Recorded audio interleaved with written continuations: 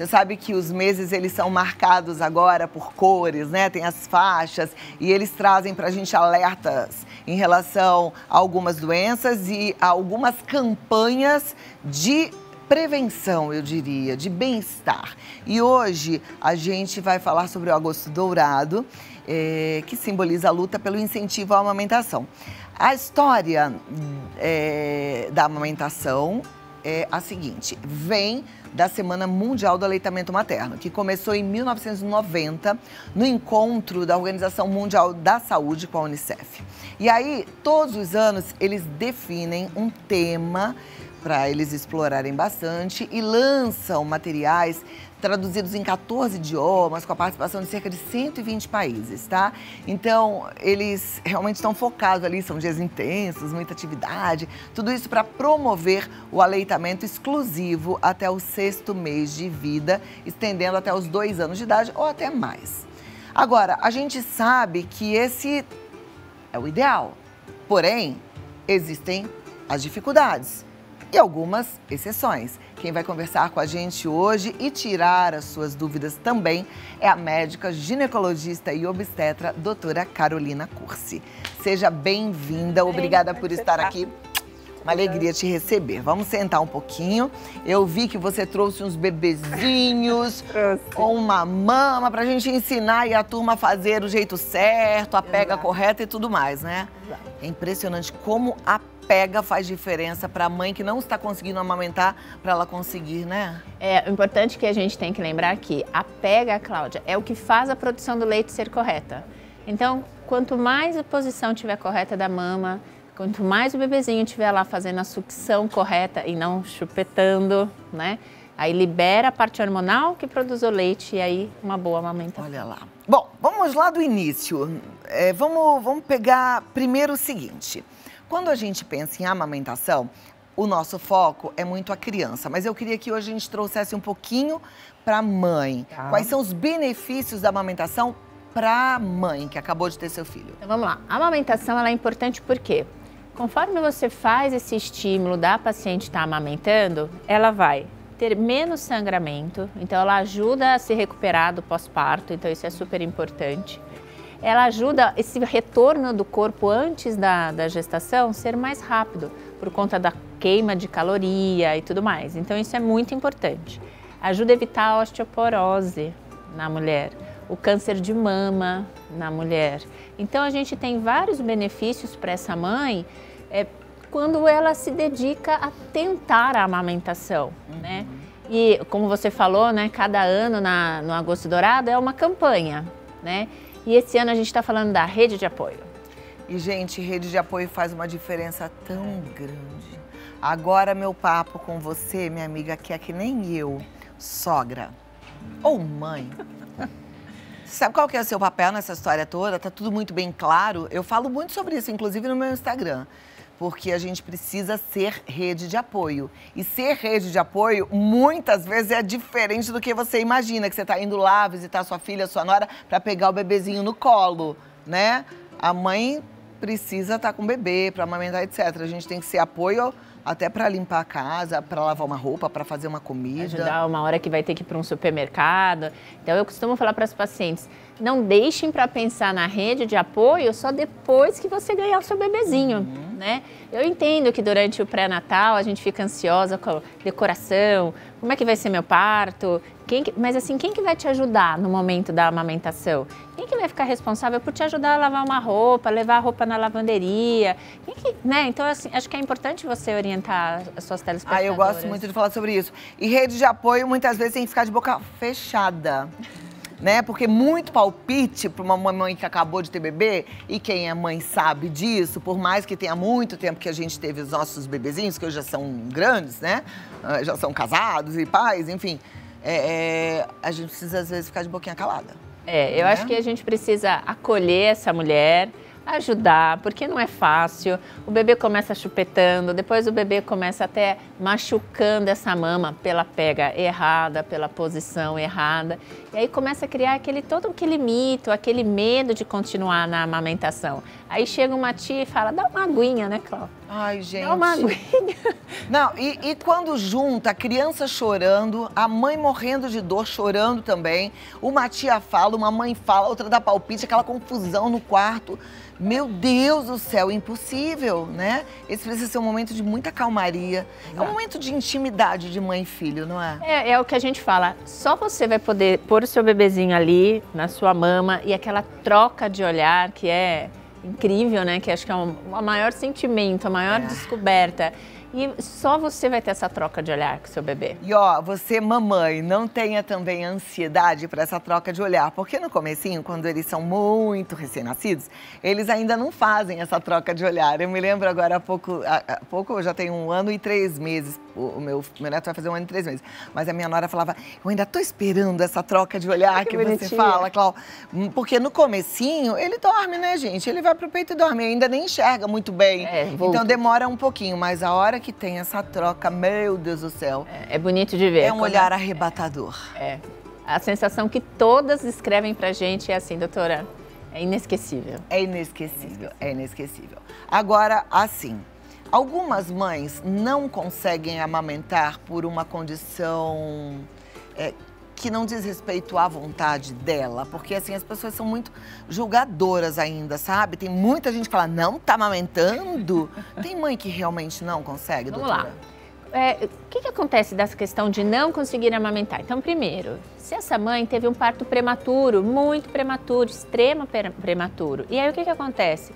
Ela não vai ter o estímulo, esse bebezinho fica na UTI neonatal. É claro que a gente faz o estímulo da bomba, a gente ensina a fazer para aspirar manual e tudo mais. A gente vai fazer esse estímulo, né, Clau? Mas a gente tem que entender que Deus é tão perfeito, né? Que assim, a melhor sucção é aquela do bebezinho na posição correta para liberar a parte hormonal. Então, se teve, caso, um parto prematuro, extremo prematuro, que a gente chama ali de 28 semanas, 30 semanas, são aqueles bebezinhos que vão ficar no hospital 2, 3 meses, né? É mais difícil. A gente pode conseguir sim, a gente pode conseguir, a gente conta com o apoio das mamães que estão conseguindo amamentar e doam o leite para ajudar esse bebezinho, faz aquele processo da relactação, que coloca o caninho e a criança vem. Então, assim, partos extremamente prematuros são mais difíceis da mamãe conseguir amamentar. Parto gemelar. Então, parto gemelar, ele também é mais difícil de conseguir essa produção, porque são 2 bebês. Acaba um de mamar, o outro já quer, né? Então, essa mãe, às vezes, vai ficando mais exausta e com tudo que você lembra que você passou nesse pós-parto. Então, o parto gemelar é mais difícil. Consegue por alguns dias? Sim, consegue. Mas a gente vê que na prática, e a gente precisa falar a verdade, né? É mais difícil na questão do parto gemelar. Pacientes que tiveram câncer de mama e retiraram a mama e só tem a prótese, né? É mito falar que porque eu fiz cirurgia de mama eu não vou conseguir amamentar. Né? Então, são pouquíssimas contraindicações. Claro, pacientes que tiverem HIV positivo, HTLV positivo. O que é HTLV, desculpa? É uma outra doença. Eu só nunca ouvi falar. É uma outra doença viral para fazer. Ah, Então, tem algumas patologias que você contraindica pelo risco da transmissão vertical. Tá? Entre o risco dessa criança receber a fórmula e correr o risco de expor essa criança a ser contaminada, a gente precisa balancear e optar por não dar. Então, são poucas que têm contraindicação absoluta. Tá? Primeiro, a gente sempre avalia risco e benefício, né? O que é melhor para essa criança? A mãe está com carga viral zerada, está tudo bem, os controles, o parto foi um parto cesárea sem troca de anticorpos e tudo mais. A gente pode até tentar, mas caso contrário, é melhor proibir. Tem alguma relação entre parto normal e cesárea na produção de leite? Não. Não. Ambos vão produzir do mesmo jeito? Mito. Tá. A gente já conversou uma vez aqui sobre depressão pós-parto, sobre o baby blues, que não é necessariamente uma depressão, porque ela é mais curtinha, né? E tirando a fase do cansaço, da novidade, do estresse, das visitas, etc., algumas mulheres, elas não dão conta, emocionalmente falando, dessa tarefa, né? E quando tem uma depressão e muitas vezes elas precisam recorrer a medicamento, elas podem continuar amamentando? Vários medicamentos podem sim ser usados, que não vão prejudicar. Hoje tem muita coisa bacana para fazer com Baby Blues, né? Inclusive, a gente pode mudar até as vitaminas das pacientes antes do parto. Então, quando você começa a perceber que é uma paciente que tem uma maior chance de ter um Baby Blues, hoje a gente pode até mudar a composição das vitaminas, parte mais para o complexo B e tudo mais, para ajudá-la de uma maneira natural a não ter o Baby Blues. Então, a gente começa com essa troca de vitamina por volta ali de 34, 35 semanas. Né? Inclusive, engraçado, que coincidência você perguntar, porque a última paciente, ela realmente, a doutora, me sinalizou. A primeira gestação, doutora, eu tive Baby Blues, eu dei muito trabalho para o meu marido. O que eu posso fazer para mudar? Falei, opa, você está de 33 semanas, 34, já vamos mudar já a sua vitamina para tentar te dar um apoio mais natural para que você não tenha essa Baby Blues. Mas o mais importante também, a paciente não precisa se culpar de ter o Baby Blues, porque é fisiológico, é parte hormonal, né, Cláudia? Sim, e assim, se você nunca ouviu falar sobre isso, presta atenção. É uma tristeza que acontece geralmente... Até 20 dias. Até 20 dias. Eu tive no terceiro dia, né, o dia exato que cheguei em casa, nunca vamos esquecer disso, no meu primeiro filho. E assim...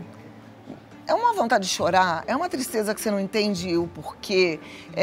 Não é que você não gostou de ser mãe, não é que você não ama o seu bebê, não é nada disso, mas é uma vontade de chorar, é uma tristeza, uma angústia que não tem explicação. Como a doutora falou, é fisiológico. Então, sem culpa, tá? E homens que estão ouvindo, sejam parceiros da sua esposa. A gente fala muito de rede de apoio, então a gente pensa na mãe, na sogra, na irmã, na prima, na tia, numa possível enfermeira, numa babá, numa funcionária, uma empregada doméstica, mas marido tem que ser rede de apoio também. A campanha esse ano é para incentivar os pais, é exatamente isso que você está falando. Aí eu acho que é muito importante a gente falar uma coisa agora para as mulheres, para as que estão grávidas. A gente tem que aprender a ser cuidada. Isso é super importante da gente explicar. Peça ajuda, né? Eu costumo falar para as pacientes, senta e conversa com o seu marido, como é que a gente vai ficar? Porque o que passa na cabeça do homem? Vamos falar da parte da cabeça. Pô, foi lá, teve o parto, terminou o pré-natal, nasceu, nosso neném é lindo, por que ela tá chorando? Exatamente, eu já ouvi isso. Né? Então, assim, os maridos também não entendem isso, né? Então é importante sentar, conversar. Como é que a gente vai fazer? Como é que a gente vai levar o pós-parto? Porque você vai ter só 5 dias para me ajudar. Né? Eu vou ter que ficar com a criança muito mais tempo. A licença paternidade é bem menor, poucas empresas dão aquela de 20 dias, né, Cláudia? Pois é, então precisa. E eu falo de você aprender a aceitar ajuda, porque a gente tem que lembrar que não só nessa fase do Baby Blues e não só para essa sua reação emocional, mas mães, o filho é da mãe e do pai. Então, assim, eles também vão aprender e vão saber trocar fralda, eles também vão aprender e vão saber dar banho, eles também vão saber acalmar o choro do bebê, porque tem mãe, a gente tem isso meio que da gente, da nossa natureza, que quer dominar. Deixa que eu tomo conta de tudo, né? Aí a gente acaba passando pro marido a ideia de que ele é incapaz de fazer, e ele até se sente mesmo impotente, fala, não, é ela. Aí eles vão ficando cada vez mais distantes e você cada vez mais sobrecarregada. E aí a gente fica com ódio deles, mas a culpa é nossa que não deixou, né? Excelente colocação. Acho que precisa ficar atento em relação a isso. Super importante falar. Bom, eu vou dar um recadinho, aí eu vou pedir para as meninas trazerem para cá os bonecos. Tem boneco com boquinha para mamar e a gente vai aprender tudo certinho. A pega pode dar mais cólica ou menos cólica se ela estiver errada? Parabéns pela gestação. É uma menina ou menina? Menina. Parabéns. Obrigada. Parabéns. Helena, né? Helena, nome lindo. Nome até arrepiou aqui. Ai, que linda. Mulheres fortes. Helena.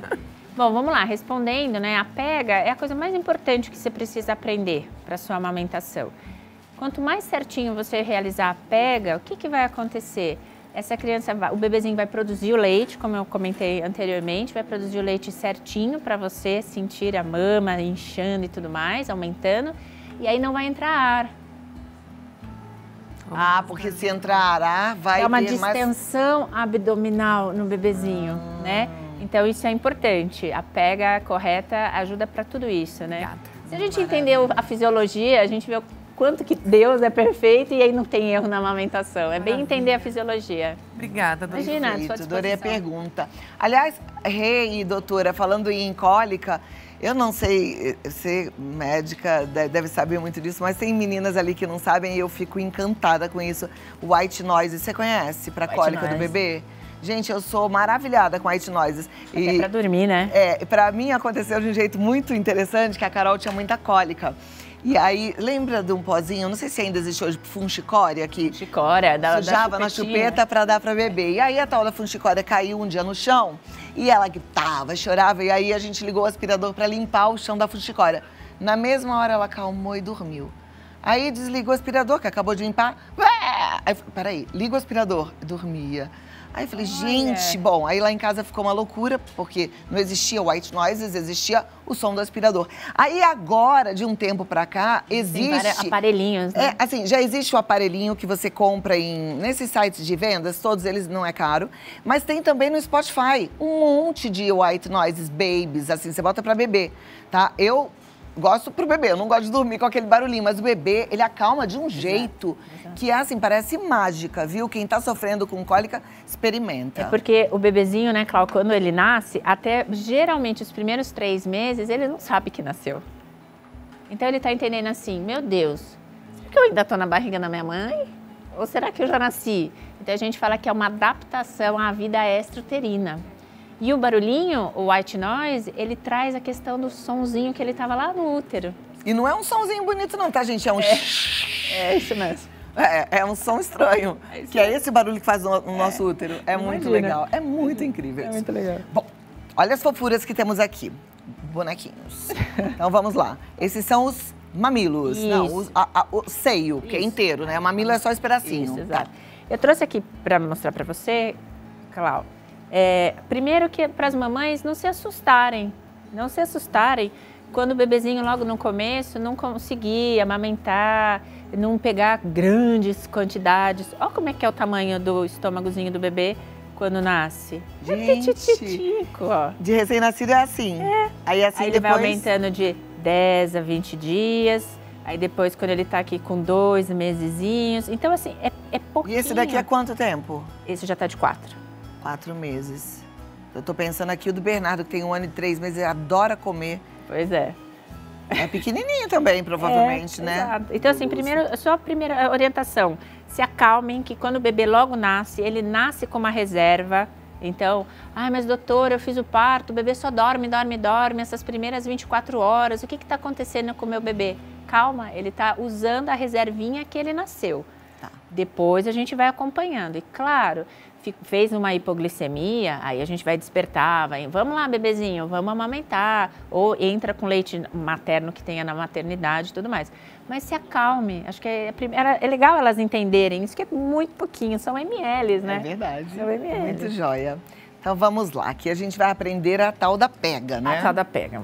Você que Aí, ó, vovó, titia palpiteira, presta atenção você também, pra depois não ficar falando, no meu tempo era assim. O tempo é esse aqui, tá? É o jeito certo. Então vamos lá. Então aqui a gente tem uma mama para explicar para vocês. Então vamos tirar o primeiro mito, né? Antigamente o que a gente falava? Tem que pegar todo o mamilo, né? Aí você pega um bebezinho que tem uma boca pequena, como é que ele vai fazer toda a pega? Então, tô mostrando para a câmera certa.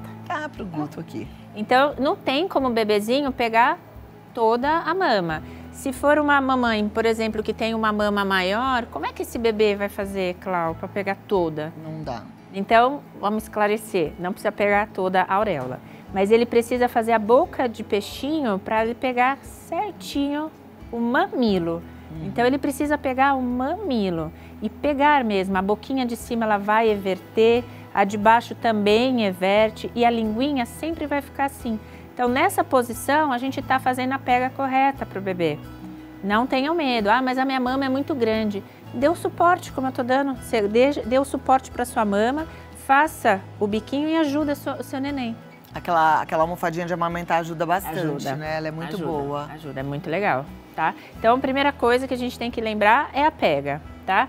Se for muito pequenininho a mama, fica tranquila, que do mesmo jeito vai pegar todo o mamilo. Então, não tenha medo, isso que é o mais importante, tá?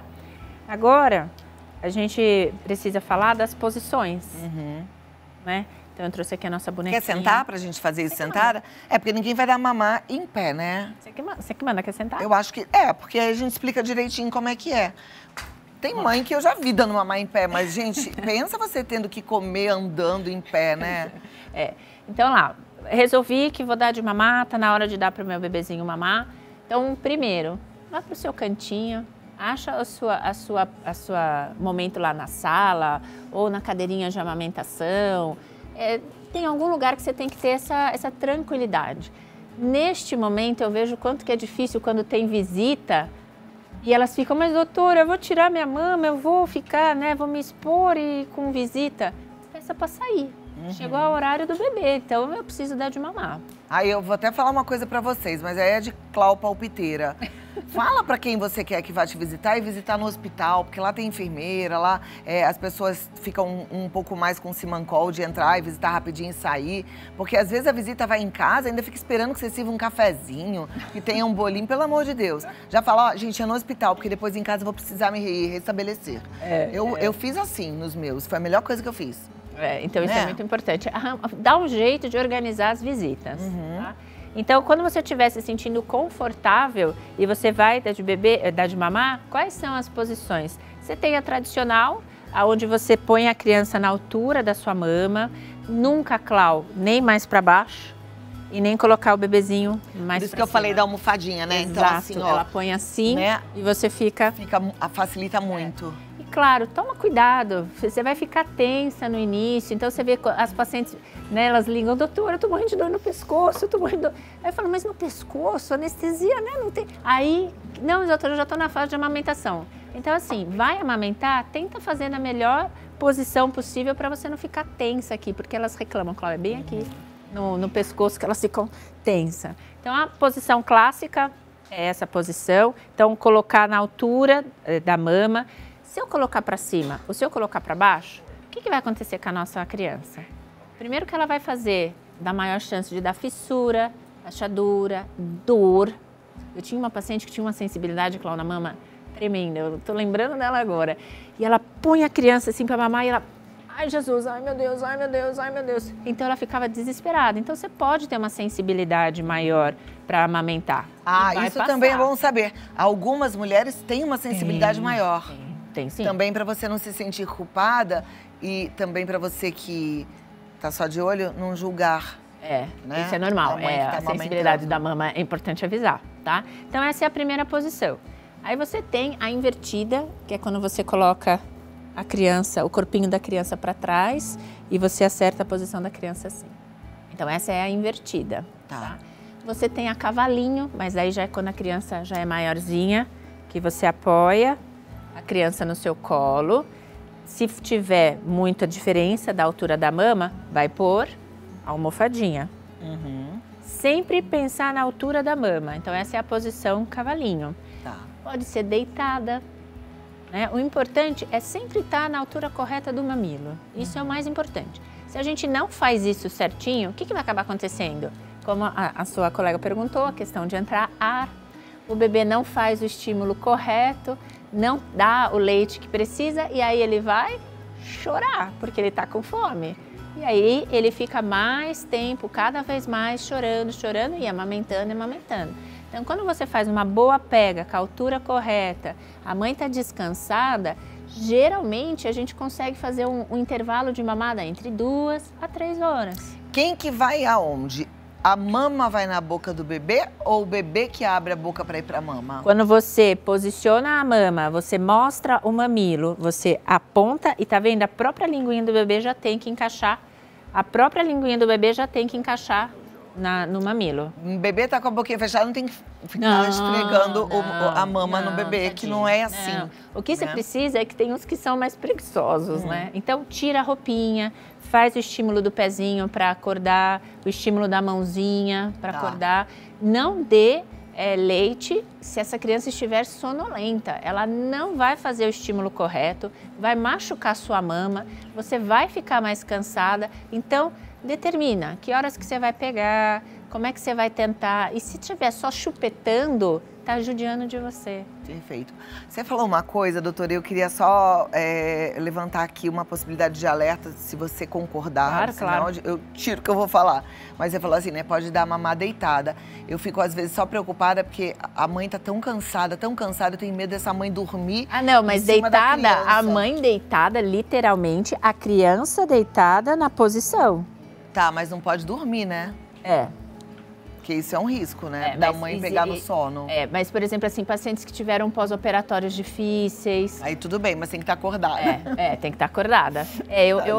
Além disso, que eu acho que é legal da gente avisar, muitas dão a mamada na cama, Clau. Aí eu acho que é perigoso, porque você tá lá no encostado na sua cama, você pega o bebê, aí sim você rola. Isso eu acho, isso eu tenho uma preocupação quando elas falam, não, doutora, eu não levanto, eu dou no quarto mesmo. Aí eu acho isso é uma preocupação importante. Por isso que é preciso estar com o pai, sua rede de apoio. Tá cansada? Você não quer ir para uma posição melhor para você dar de mamar? Vamos lá, gente. Vamos continuar o nosso bate-papo sobre amamentação com a doutora Carolina Cursi. A gente bateu um papo ali, acho que você deve ter ouvido, sobre vitamina, né? Sim. Na minha época, tinha que tomar o ácido fólico. Ainda é a mesma coisa hoje? Segundo a recomendação europeia, todas as mulheres de 15 a 45 anos, ou seja, que estão na fase de uma possível gestação, devem estar tomando o ácido fólico, tá? Se a mulher tiver qualquer fator de risco associado, a medida do tanto que ela vai tomar de ácido fólico é maior, se aumenta a concentração, não é igual para todas as mulheres. Mas você estava certo, o ômega tem que tomar durante a gestação. Olha lá, viu? Ômega 3 tem que tomar. Tem que tomar. Tem jeito. Não tem jeito. Bora para as perguntas? Vou pedir para a produção já liberar aqui, para a gente ir rapidinho para você ser atendida. Né? Então, você que mandou, segura, porque já já a gente tem respostas. Deixa eu só virar essa telinha aqui. A Lúcia Vaz, verdade que amamentar reduz o risco de câncer de mama? Exato, tá certinho. Então, reduz mesmo a chance de você desenvolver câncer de mama, é um fator protetivo. Então, por isso que antigamente as mulheres tinham muito mais filhos, tinham vários filhos, a incidência de câncer de mama também era menor. Então, sim, tá de parabéns, tá certo o raciocínio. Perfeito. Vamos para a próxima pergunta. Vira aí a página.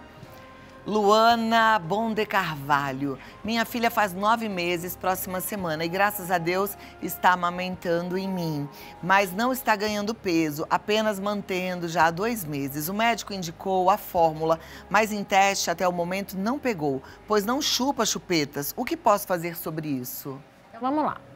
O bebê, né, ele tem que ganhar peso, né? Então a gente precisa entender por que ela não está ganhando peso, né? Então, passou no pediatra, avaliou, não é nenhuma endocrinopatia, não é nenhuma alteração hormonal, alguma alteração absortiva, ela tem refluxo e daí não fica o leite no estômago, né? Então, isso é importante. 9 meses, Luana, ela já começou com a introdução alimentar. De que maneira que foi essa introdução alimentar, né? Porque o bebezinho, ele também se assusta, né? Porque tem vários métodos, aquele de você dar para ele sentir a forma e a textura, né? Então precisa ver, foi de uma maneira suave para o bebê? Como é que o bebezinho encarou? Ou ele encarou que teve essa interrupção com você, né? Então isso a gente também precisa entender. Hoje está muito moderno os estudos com esse acompanhamento. A criança percebe o que está passando. Então a gente precisa entender. Por que ela não está ganhando peso? Porque com 9 meses, Clau, a maioria da caloria dela vem dos alimentos, vem da introdução, né? Então ela já deveria sim estar ganhando peso. É ótimo que essa questão de não ter aceito chupeta, então ela nunca vai fazer uma confusão de bico, ela vai ter um desenvolvimento da boquinha bem direitinha, dos dentes e tudo mais. Mas eu investigaria, primeiro, como foi essa introdução alimentar para esse bebezinho, como que ela está se relacionando, porque falar que não ganha peso há 2 meses, então ela só está no peito, talvez o peito está pouco para o metabolismo dela. Porque com 9 meses não é só peito, né? Porque só peito até o 6º, né? Com 9 meses já come praticamente tudo. Praticamente tudo. Já começou com as frutinhas, depois foi para o suco, depois já entrou nas papinhas. Então, com 9 meses, praticamente está comendo tudo. É verdade. Mas obrigada, Luana. Bom conversar direitinho com seu médico. Vamos para a próxima pergunta, então. Passa aí a página. Giza Sobral Cruz. Eu tive baby blues e foi horrível. Estou fazendo terapia porque desencadeou uma ansiedade e ganho de peso.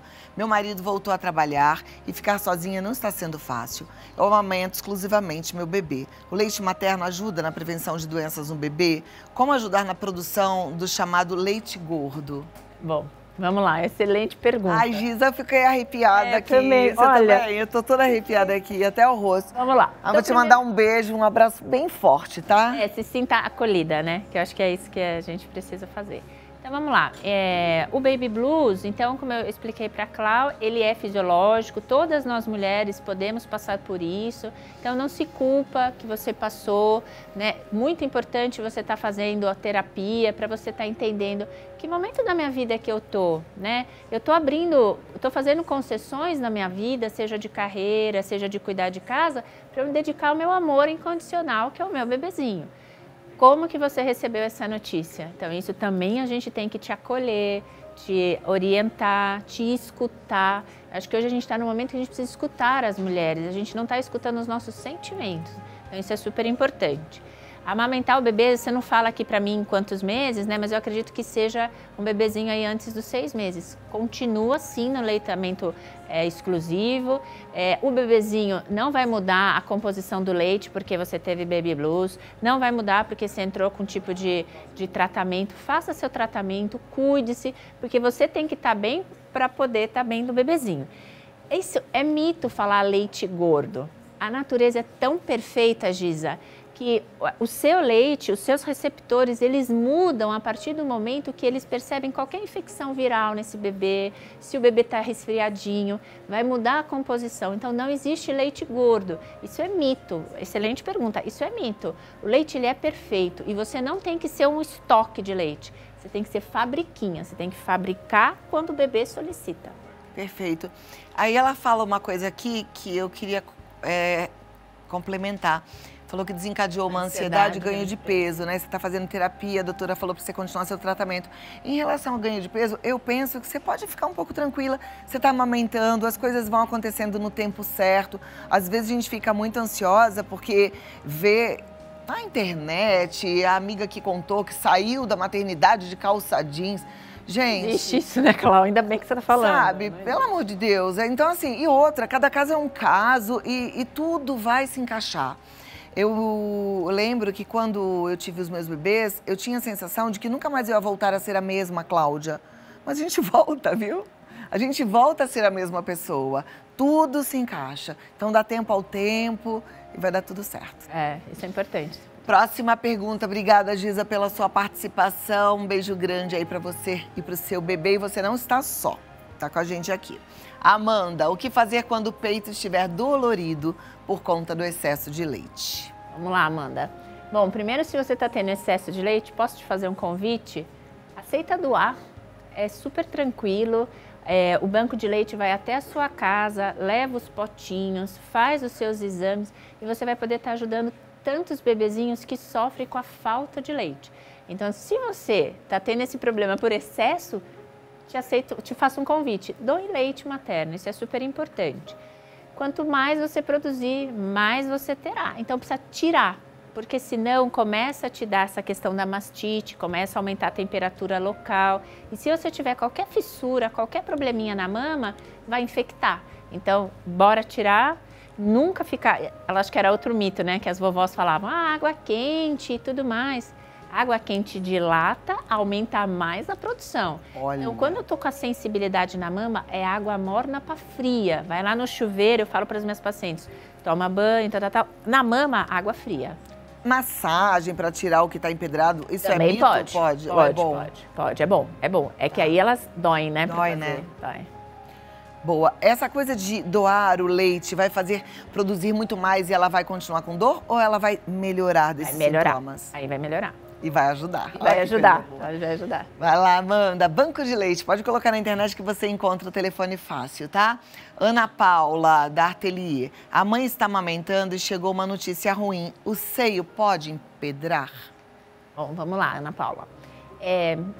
Não vai ser uma causa direta, tá? Então, recebi uma notícia ruim, o meu leite vai empedrar, a Cláudia me deu uma notícia agora, eu estou amamentando e meu leite vai empedrar.